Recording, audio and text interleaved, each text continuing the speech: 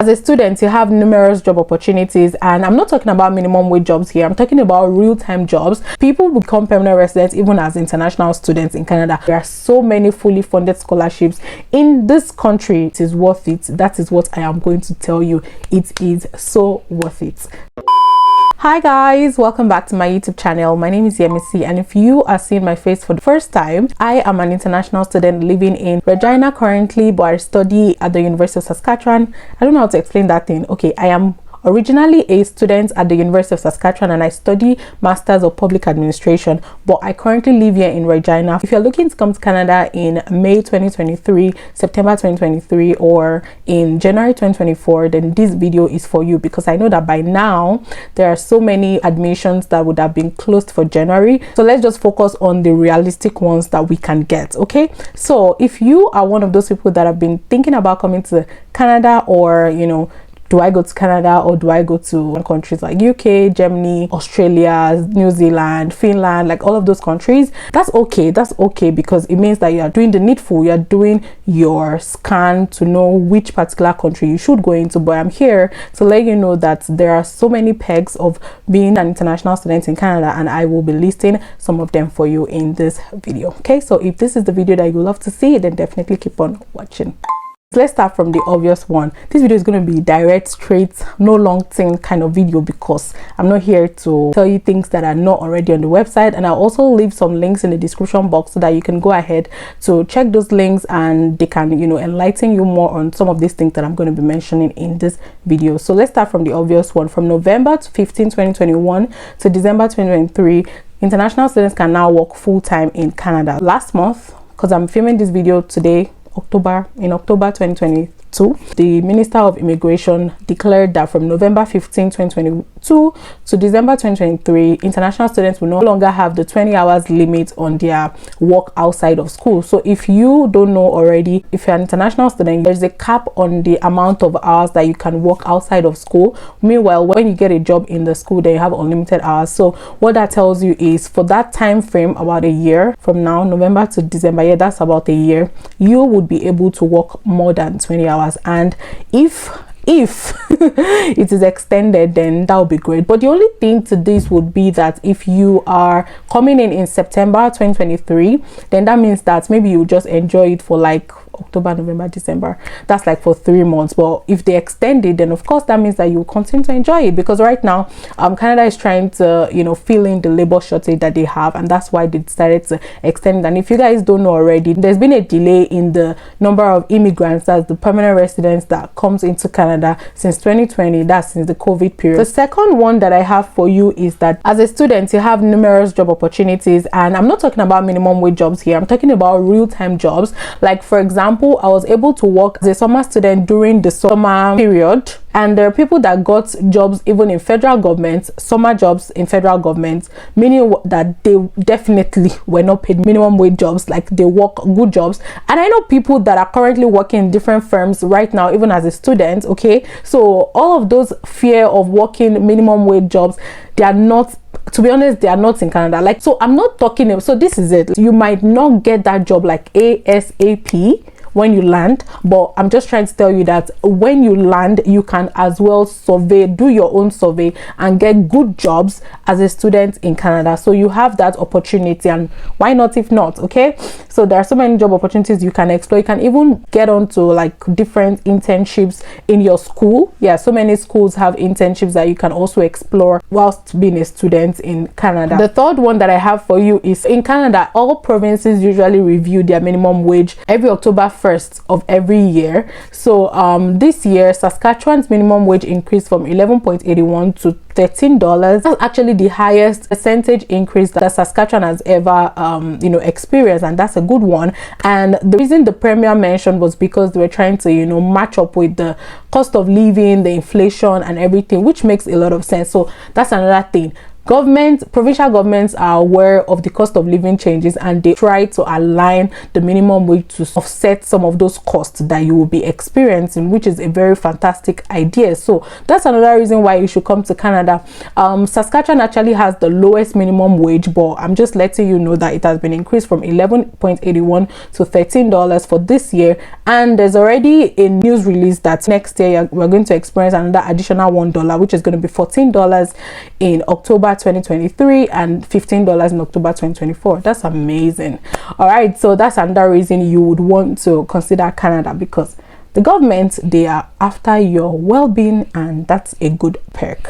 This one is one of the major reasons that you should be an international student in Canada right now. Numerous permanent resident pathways that you get to explore as an international student after being a graduate. And please don't let anyone tell you that you cannot be a permanent resident even whilst being a student. Okay, people become permanent residents even as international students in Canada. I think two of the major reasons why people don't apply for it in Canada is because, number one, there has to be a particular amount in your account that you must, it's just like the normal express entry pathway wherever you are in the world. If you want to be a permanent resident through the federal express entry pathway, even as an international student right now, I can apply, just that I have to make sure that I have that sum of money that they need for one person, or for maybe your family members. If your household size is more than one, that's 2, 3, 4, you have to have that money in your account in case of when you are being called. And another reason why people don't also do it whilst being a student is because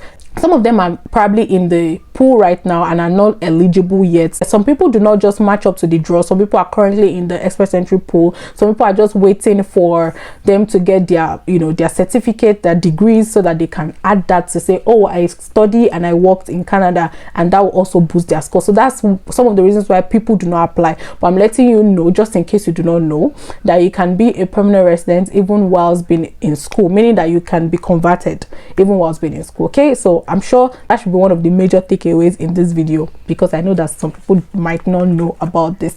Also, I wanted to let you know that there are different permanent residence pathways that you can enjoy, either the federal express entry pathway, provincial nomination pathway, that is the one that is done by different provinces, and we have the Canadian experience class, which is for graduates, meaning that when you are done and you started working for a year, then you can apply for the Canadian experience class. And also we have this new one that some people might not know. We have the TR to PR pathway, which is the temporary resident to the permanent resident pathway. So last year the Minister of Immigration announced that they were going to convert some of the international students that were currently in Canada that were stuck, because we know COVID did not allow a lot of applications or a lot of permanent residents. Like, there was no draw last year for permanent residents pathways, right? So they decided to work with the people that they had within the country, that's the international students, and they converted a lot of people, not just international students, it was also open to temporary foreign workers as well. So I'll leave a link to that in the description box for you, so that you can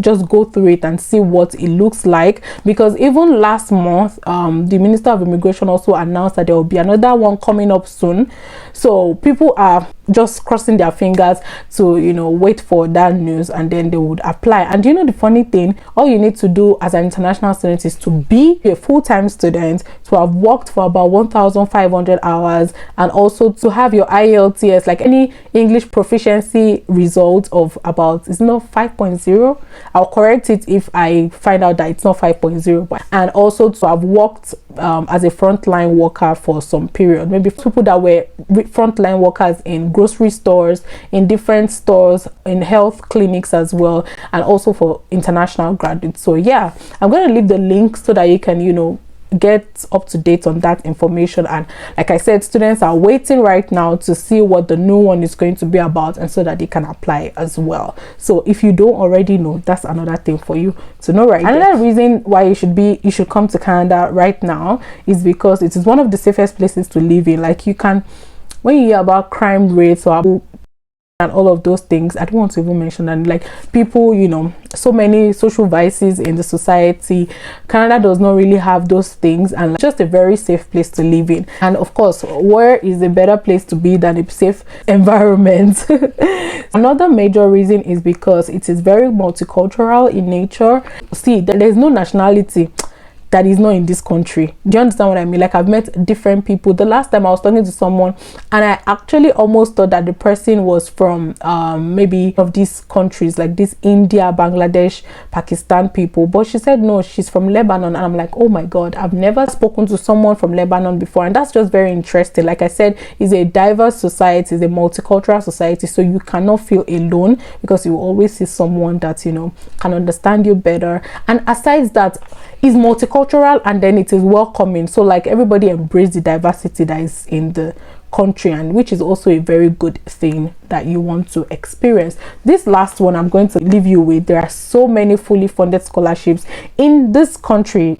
Trust me, there are so many. Fine, some of us might not get it, but I'm just letting you know, because a lot of you might qualify for it and you will not even apply because you don't know. See, if you're Nigerian, especially, this one is for you. If you don't follow Tunde Omotoye, Tunde Tash on Twitter, or you don't follow Olufemiloye of Canada on Instagram, and I guess on Twitter as well, then you are wrong, because those people, they dish out so many information. So if you want to know about fully funded scholarships, I stumbled on Olu of Canada, that Olufemiloye of Canada's blog post, and I'm going to also leave it in the description box for you. You should go check it, because no guy did a very good job on that website. So not only did he put like all scholarships position for graduate students, that's for masters and PhD students, but he also put for BSc students. So why not? If not, guys, just go on there and just tap into these numerous fully funded scholarship opportunities that you have. Like, I understand that the economy is not so good right now. A lot of people are trying to acquire education, but they might not have that resources. So yeah, you should tap into one of these great opportunities. I hope that this video helps you settle all of those, you know, thoughts that you have in your mind as to whether to come to Canada or not. Yeah, I know right now that Canada is trying to, you know, come to pace with all the backlogs that they have regarding study visa application, but it is also not a bad idea to stay on the queue waiting to be part of those people that would come down to this country. Trust me, I know that it can be frustrating, but at the same time, it is worth it. That is what I am going to tell you. It is so worth it. So guys, I hope that I've been able to clear all your doubts and also give you all of the important reasons or tips as to why you should come to Canada this time. See, put in the application already, apply already. Stop thinking, stop doubting, stop overthinking these things. Go online, search for schools, and like I said, check the link to the blog post that I'm going to leave in the description box. Okay, and don't forget to like this video because it helps the algorithm, and also share this video because I know that a lot of people are trying to secure admission to Canada, but they might not even just know the way around it. So people are looking for scholarships, but they also do not know how. Some people don't even know that you can be a permanent resident as a student, like convert from temporary residence to permanent residence. All of those information I have put in this video, so please share to others so that they'll be able to get all of this information for free. And also subscribe if you haven't, or if you want more videos, let me know in the comment section the kind of videos that you would love to see. I'll see you guys in my next one. Bye guys.